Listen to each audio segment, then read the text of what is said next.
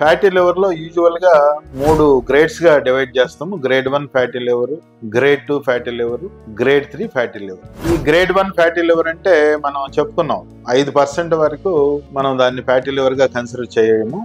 5% నుంచి ఫ్యాట్ అంతకంటే ఎక్కువ ఉంటే ఫ్యాటీ లివర్ గా కన్సిడర్ చేస్తాం లివర్ సెల్స్ లో. సో మనకి గ్రేడ్ 1 అంటే 5% నుంచి 33% వరకు గ్రేడ్ 1 ఫ్యాటీ లివర్ గా తీసుకుంటాము.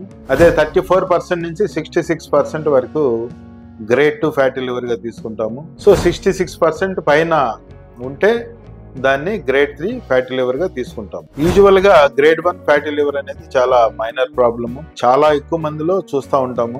దాని గురించి పెద్దగా వరీ కానవసరం లేదు.